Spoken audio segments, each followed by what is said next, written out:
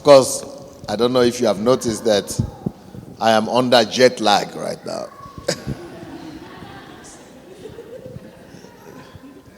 Because last night I only slept 2 hours.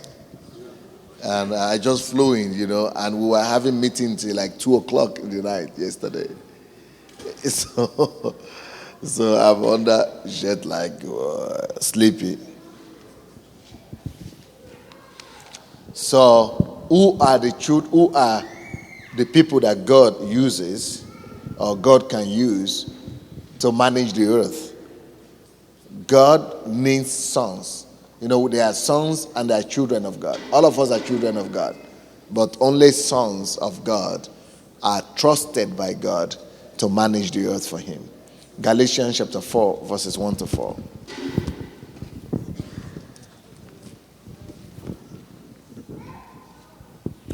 Now I say that It's a bit loud. Now I say that the heir, as long as he is a child, differ nothing from a servant, though he be Lord of all, but is under tutors and governors until the time appointed of the father.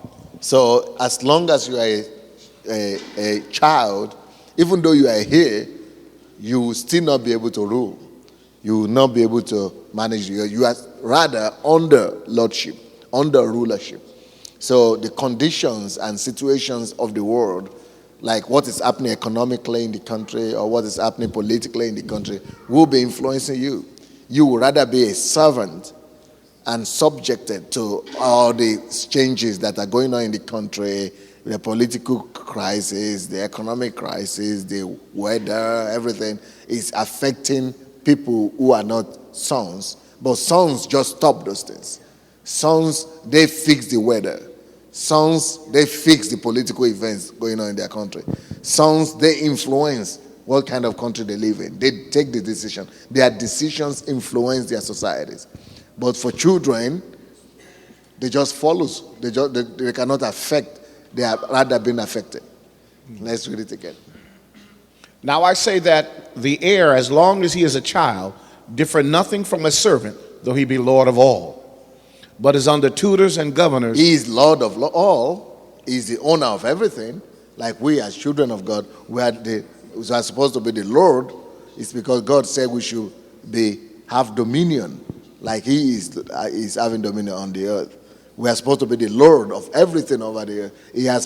He gave us honor and glory for us to be the crown of his creation, but we will never really be able to effect that rulership over the earth until we grow up, until we quit being children and becoming sons. But is under tutors and governors until the time appointed of the Father. Even so, we, when we were children, were in bondage under the elements of the world. Again, children are always in one bondage or the other. What is bondage? Limitations. People who are not growing up in the Spirit, people who are not growing up in the things of God, they are limited. They are always limited by, always complaining. This is not possible, this is not possible. But sons don't complain. Sons find answer to every situation. They find answers to every, they are never, they are never pinned to the wall. They are never saying, oh, there's nothing we can do, no way out. They know God and they know how to find way out with God. Just like Moses. Moses, no matter the problem and the situation that the children of Israel had in the wilderness, Moses had an answer. But the children of Israel will always cry and complain because they are children. He was the only son. Even so, we, when we were children, were in bondage under the elements of the world. But when the fullness of time was come, God sent forth his Son, made of a woman, made under the law. Okay, so son, that is important for us to be not just to be children of God, but to be sons of God. John chapter 8, verse 30, is it verse 14 or what? As many as are led by the Spirit of God, they are the Huh? Romans 8? Romans 8:14. Romans 8:14. Yeah, Romans 8:14. For as many as are led of the Spirit of God, they are the sons of God. As many as are led by the Spirit of God, they are the sons of God. Romans 8:12. Let's read right to 14. Say it again. Read it right till 14, till verse 14. Oh, from 8 to 14? From 12 to, oh, that is 14. Sorry, from 12 to 14. Therefore, brethren, we are debtors not to the flesh to live after the flesh. For You say, people who live after the flesh, they cannot also be led by the Spirit of God. People who live after the flesh, they cannot become sons. People who live after the flesh, they cannot manage the earth for God, because they are themselves under the bondage of the flesh. Therefore, brethren, we are debtors not to the flesh to live after the flesh. For if you live after the flesh, you shall die. But if you through the Spirit do mortify the deeds of the body, you shall live. For as many as are led by the Spirit of God, they are the sons of God.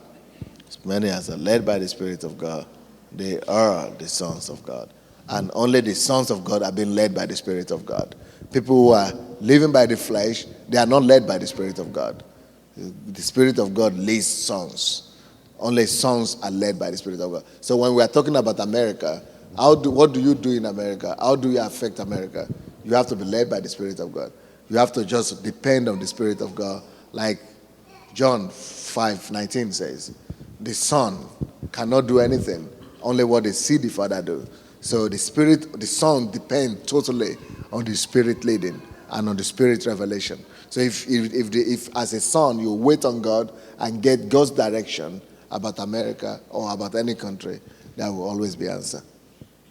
Then answered Jesus and said unto them, Verily, verily, I say unto you, the Son can do nothing of himself, but what he seeth the Father do. For what things soever he doeth, these also doeth the Son likewise. So whatsoever the Son seeth the Father doeth, so also does. That is what the Son doeth likewise. So if the Son is not in a position to see the Father do something, he cannot do anything. But the Son must always have the discipline to wait on God and to do what the Father wants. Okay?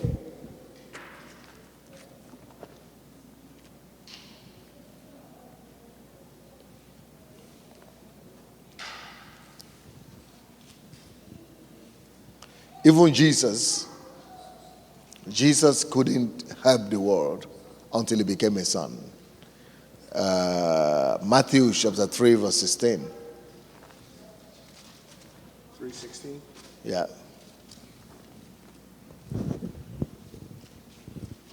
And Jesus, when he was baptized, went up straightway out of the water, and lo, the heavens were opened unto him.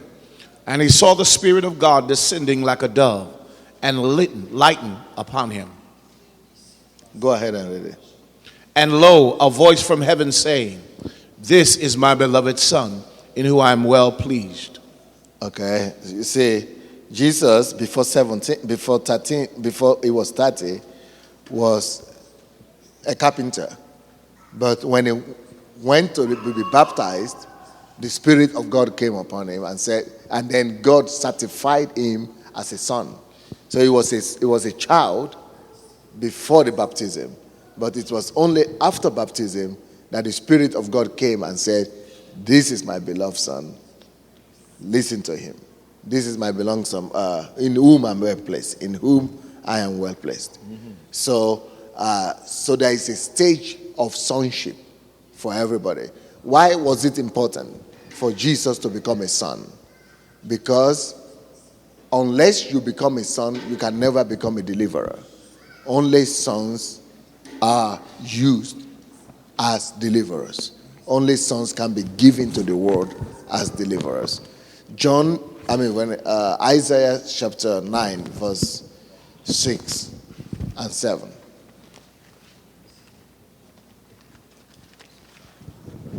Yeah. Isaiah chapter 9, verse 7. Verse 7. Yeah. Of the increase of his government. No, 6 and 7. For unto us a child is born. Okay. Yeah. Unto us a son is given. Read it again. For unto us a child is born. Unto us a son is given. That is very important. You understand that, right? There are two similar statements, but are really very different. Unto us, a what is born? Child. A child is born. But what is given? A son. A son. So what's the difference? Yeah. Because a son, a child, is born. When you give birth to a child, that's a child. When somebody you give birth to is also dependent. That is a child that needs to be taken care of. Every child must be taken care of by a mother or a guardian or something. A child is limited. A child cannot be a deliverer to anybody. A child cannot be given. A child can be given birth to, can be born, but a child cannot be given as a gift or as a deliverer. So he says, to us a child is born, but a son is given. Jesus was born by Mary as a child, but he was given to the world as a son. So only a son can be given to become a deliverer. Only a son can be offered to the world to help the world. You know, when he's given, it means he's given to help you, to protect you, or to serve you. Okay, you will understand that better in John chapter 3, verse 16. All of us should know that. John 3:16. What is it say? For God so loved the world that he gave his only begotten what? Son. What? Son. What did he give? Son. What did he give? Son. You see, give. To us a son is given. For God so loved the world that he gave his only begotten son. He gave son. He gave him as who? As a deliverer of the world. As the savior of the world. For God so loved the world that he gave his only begotten son, that whoever believeth in him. You cannot believe in a child. You cannot be given a child. A child, if you are given a child, it's just for you to take care of him. But here, for God so loved the world that he gave his only begotten son. A son is given to become the savior of the world. So only sons can become saviors. Only sons can become deliverers. So only people who are grown up. So that statement in Isaiah, unto us a child is born, and unto us a son is given, is is referring to two distinctive events in the life of Jesus. Unto us a child is born is referring to Jesus that was born in the manger as a child. But then the second time Jesus was given to us as a son to become the liberator of the earth or the savior of the world. I don't know if you people understand that or not. So that is why only after he was baptized in the river, Jesus, God, heaven opened to confirm his sonship, saying now he's ripe and ready to be given to the world as the savior of the world. So he's been baptized. Heaven has certified that he's now a son. So from now, he began his ministry as the savior. He was now being released and given to the world to save the world. I don't know if you people are understanding that. So now, can anybody explain to me what you understand by only sons can manage the earth? God can only trust sons. God can only give sons rulership to be responsible for the earth. Like Jesus. Jesus was a child of God. God was in him. He was still Jesus till he was 30, but he had not graduated to become a son. Because when you are a child, you are still under tutorship. You are still under rulership. You are still under the bondage of one way or the other. But when you are grown in the spirit, he said he has become a son. God certified that this is my beloved son. Good. Now, a son is given to the world from there, he began the process of his salvation of the world, of becoming the savior of the world. Because for God so loved the world that he gave his only begotten Son. So will anybody explain to me what you understand by that, Isaiah? Unto us a child is born, and unto us a son is given. How many understand it? Yeah, Salah wants to talk. Microphone. Anybody taking microphone? Who is it? The back.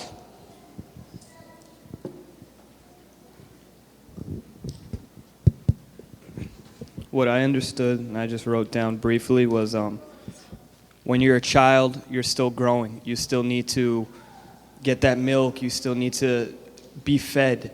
You can't take care of yourself. And then when you become the son of God, that's when a son is when a son you are ready to take comes care of age, other people. You are able to take over your father's inheritance, Yeah. what he already has, such as God and his kingdom. Once you become the son, once you have become named his son, you are able to start acting as him in parts of his kingdom. Brilliant. You are very wise. So that is exactly what we're talking. So you see the connection between Isaiah and Galatians. So God has a lot of resources in his kingdom. God has a lot of things he would like. We are the heirs of the kingdom, right? But only sons can adequately possess the inheritance of the Father and be able to distribute it and manage it. So all those resources of the kingdom, they actually belong to sons. People who have grown up, then they could be given responsibility, not just for themselves, but to take responsibility for the country, for the city, and all that. If you're going to be taking the microphone, you don't sit down, because it's going to take a long time for you to be going to. For those of us who came from places where they have kings, if the ruling king dies, if it is by inheritance, if he has a son and that son is not of age, he can never mount the throne. What they do is that they will put somebody in place of that son until he grows up to be able to now take rulership. So it therefore means, from what we are reading here, that a child cannot rule until that person matures. So spiritually, what does that mean to us? So it means that if we remain spiritual babies, we will never amount to anything until we grow up and mature and begin to take our place and say, this belongs to me, this is what God wants me to do, and I begin to function. Brilliant. The childhood stage, of course, begins at birth, and the Bible speaks of, unless you come into the kingdom, you have to come as a little child. It deals with infancy, and Jesus had to grow in knowledge and in wisdom and in stature until he reached the point of maturity.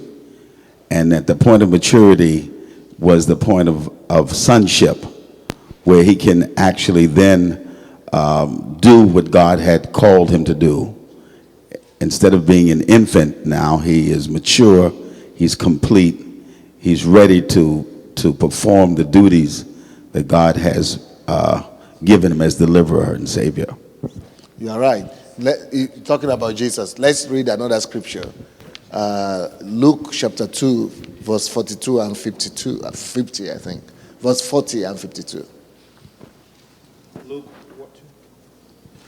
Luke chapter 2.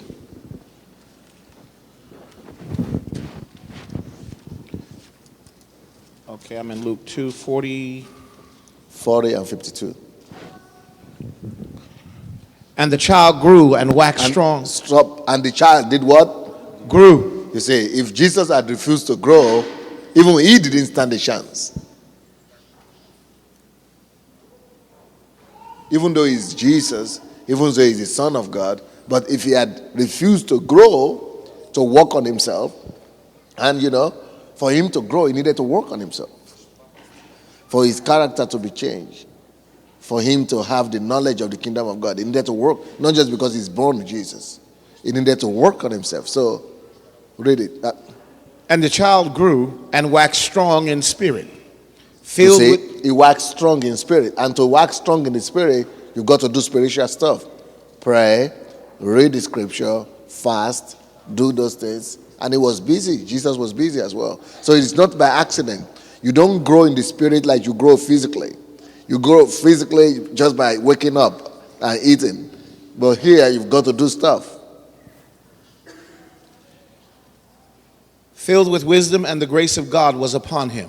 Where did the wisdom come from? If you read a few verses before then, you will see, or after that, you will see Jesus discussing with the Pharisees, going to study and ask questions. And, it was inquisitive. It was studious.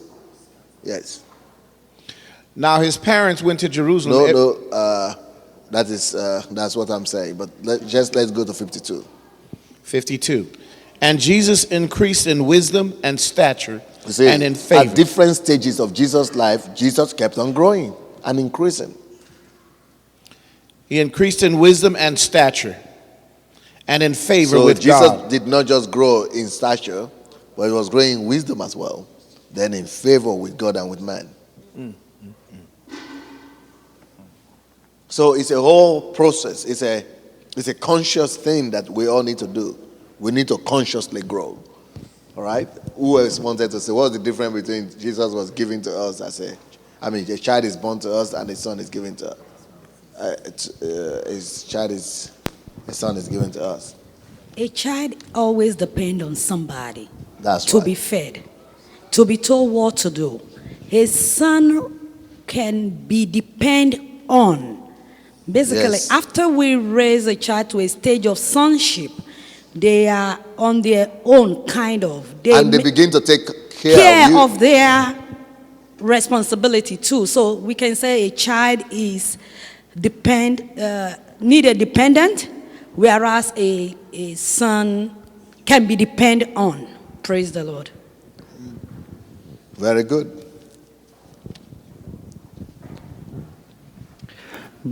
Jesus was born as a son, but he really was a child, and he just been predestined by God to become son someday. But he was a child, and after he was growing up in life, passes those tests that was on his way, he finally became son. That's the same happens with us. When we come to God, we just born, and we're still children of God, and then we're growing up. If we refuse to pass tests, if we refuse to grow up in God, if you refuse to work on ourselves, we miss our predestined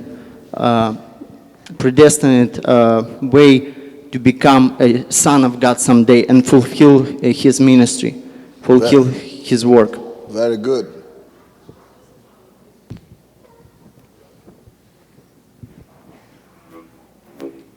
I was just going to use the life of Moses, Okay. who was a child, and God, in His divine way, was still able to care for Moses because He needed somebody to take care of him and to become what God wanted him to be. And I realized that when I look at the life of Moses, he could not do a shortcut to become a son. It's a process that needs to be completed. Because there was a time he was forcing himself to be a son by taking on the responsibility that's already been assigned. And it almost caused him a problem when he killed one of the Egyptians. But when the time of sonship was right, God sent him back to go and deliver his people. That's right. Thank you.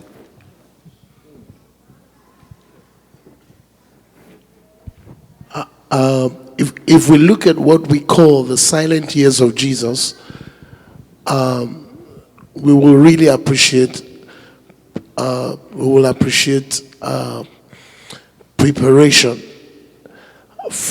From an early age, Jesus sort of exited and came back and just came back and started working miracles, and you will discover that those were the days of being translated from a child to becoming a son. And you discover that turning the water to wine was not something that just happened, But you discover that we never knew anything about Jesus from about the age of 12, and he just came back and he began to work miracles. The question is this: what happened to him, between the age of 12 and the age he actually came back to the scene? And I think those are the areas of our life as sons that we need to appreciate. He had to be weaned, and prepared for the ministry. And I conclude by saying this, that you see, the days of preparation are not the days of God's visitation are not the days of preparation. So we need to be prepared, to really become sons. Okay. Yeah, praise the Lord. I think also, as the gentleman and brother in front here just said that, and I think that because if we see also when the Lord Jesus Christ was, before he turned 30, when he officially began his ministry, there have been things that would have actually happened that may have actually affected God's plan, which means, they cannot affect God's plan from taking place, but it may be affected in some kind of way. So that sonship, and we saw that it was when it was pronounced, that's when it officially was known. And before then, the Pharisees and the Sadducees were after him, because they were suspecting, who could this be? But it was not official. When it was officially announced that this is my beloved son, we saw at that time, that is when actually we saw that he was actually recognized as God incarnate. So I think that time it was just to fulfill God's plan in his life, that sonship. So basically we may say, well, it's a process. So I think that sonship, as our brother say here, really it's been destined for him, but it wasn't officially announced when God's timetable actually was in place. So how do you relate that to us? Relating that to you is that when we can see in the life of believer that as we begin, once we really, when we receive the Holy Spirit, definitely at that point in time, we'll see there has to be a complete change in our life. In other words, our walk and our way of life, I see that being when we will be more perhaps completely, when our life is completely given to the Lord somehow. Thank you. No. Are you sure you have finished the explanation? Well, maybe what I'm really trying to say is, if we relate that, we say when we are still a child, we call a child in the Lord. We are not. I see myself. For example, if I use myself, the time I consider myself as one that I see myself walking in the Lord, I still see that I'm battling with things. But when at some point in time in my life, when I knew fully well that yes, I think that God must really now be in self-evident in me. Because at that moment I began to now know that, look, Lawrence, this is not what it is. This is not a child of God. This is not what a child of God does. So I see that evidence very clear in my life, as opposed to many years ago, when perhaps I consider myself as a child, one that is just trying to do things, trying to maybe walk God's way. But at that time when I believe, yes, I fully have a full manifestation of the Holy Spirit in me, I began to see that many things began to change. And I could see that, I can see that great power. Whereas I can really, I can know truly that, yes, the power of God is actually, the Spirit of God is working inside me. Thank you. The lady first. I just wanted to say that a child is not entrusted with treasures or riches or the inheritance.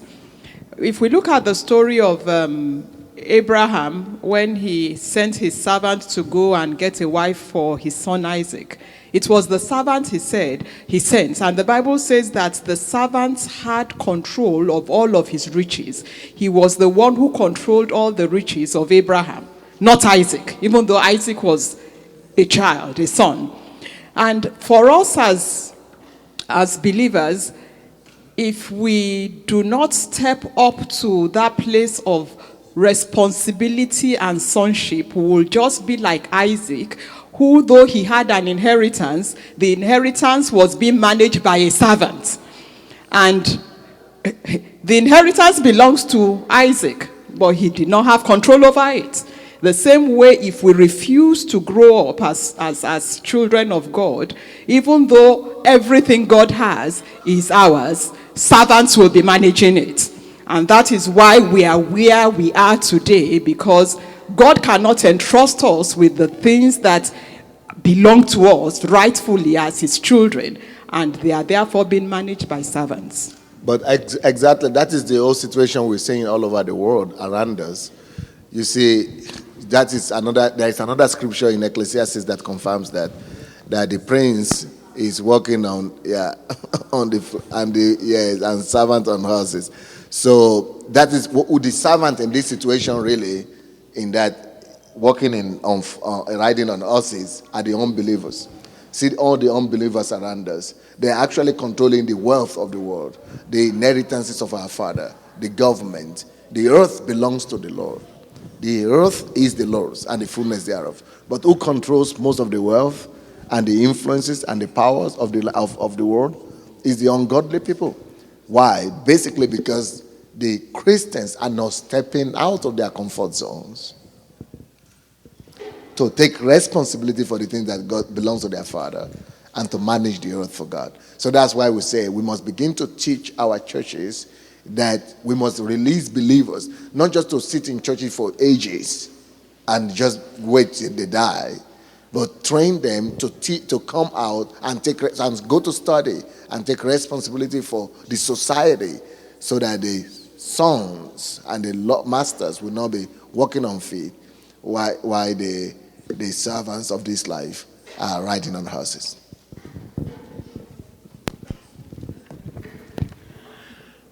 I would like to liken it, from the physical point of view, how a child is brought up. When a child is born, usually he puts on the diapers. Diapers. Diapers, oh. And he will still wear that stuff up until he reaches a stage whereby he starts receiving tutorship. He's being taught by the parent, I think you have reached a stage whereby you don't need this stuff. And this is the reason why we are seeing what we are seeing in the church today. In the church, most of the stuff that is going on is happening at the child level. They are all wearing diapers. Right.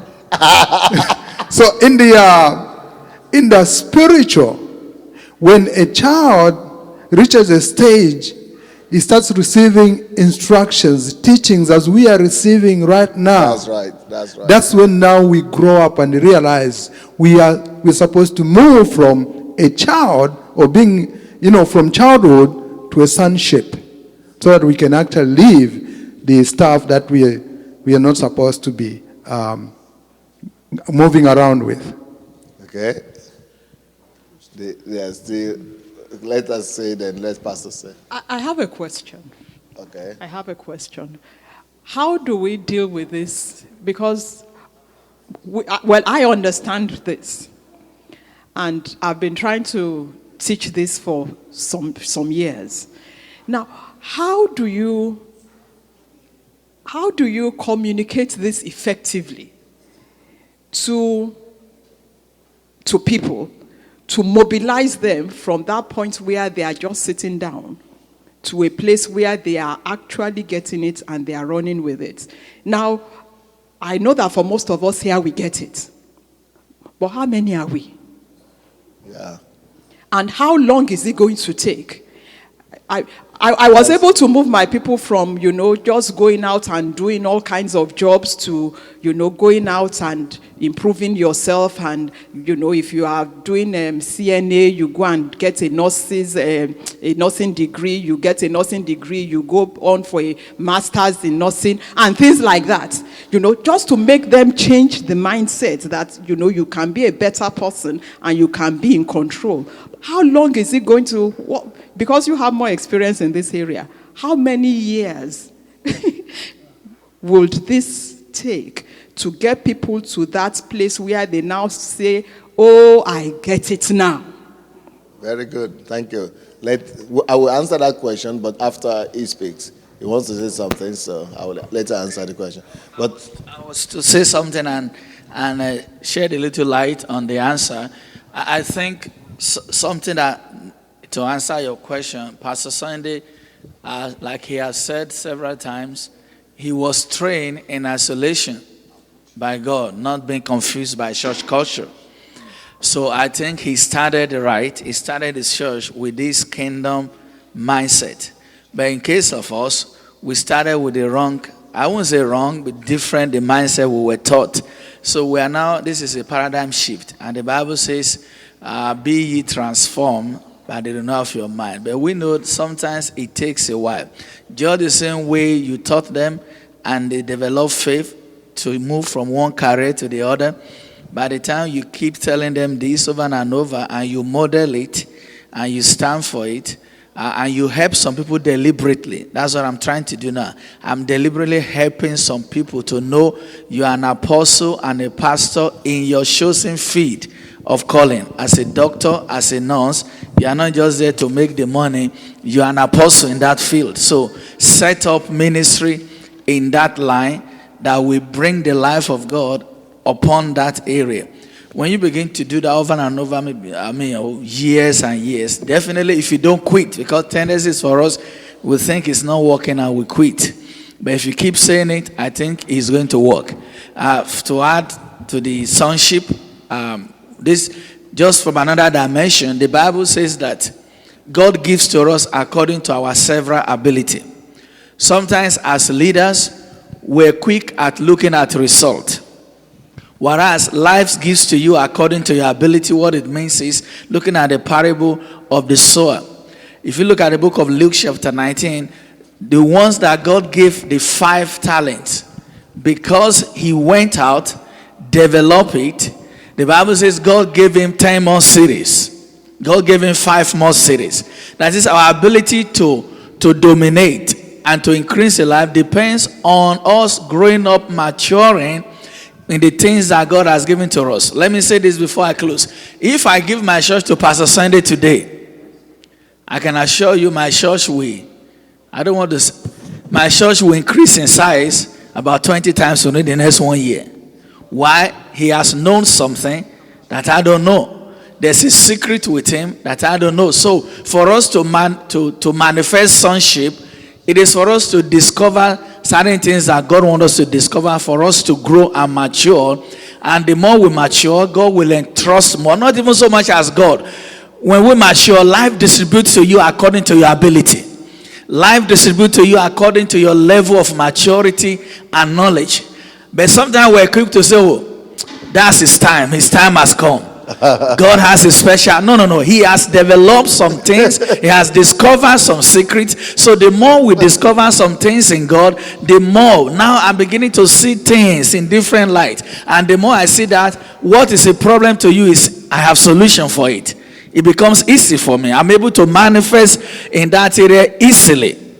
So our real challenge is to grow, not just in praying, in wisdom. And I think you are here because you have the zeal to grow. And by the time you finish this school, you begin to see that things that were difficult last year, they are easy for you right now. Amen? Amen. Excellent.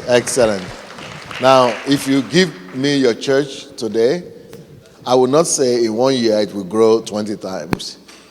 But what will happen is that in 1 year, you will not recognize your people.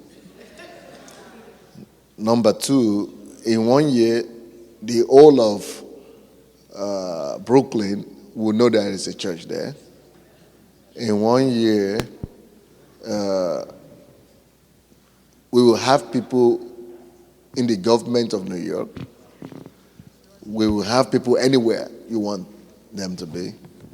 In 1 year, everybody will know we're in town. In 1 year, everybody in the church will at least, even if they will not be busy with their land of promise yet, doing something, at least they will all be aware of what they want to do in life and with their. But for that to get that result, you must be very focused. Not preaching the old stuff this Sunday and next Sunday the old stuff there, and then you must be focused at pursuing your agenda of getting it to them every day. At the same time, for example, you still need to meet the needs of people, like praying for their needs, for God to do miracles for them. But what we have done, in my own case, that we don't do services specially for that. Just like I minister all the time, ministering for the needs of people, praying for them. But then the message will always be about building them up to discovering who they are and what they're supposed to do. But then in the meanwhile, we pray for healing, we pray for miracles, breakthrough in the ministration time every day. But then the message always takes them. So we bless them, we give them what they want, but then we're taking them somewhere in the meanwhile. Yeah. So where is the microphone? Oh, you are there already. Well, do you think,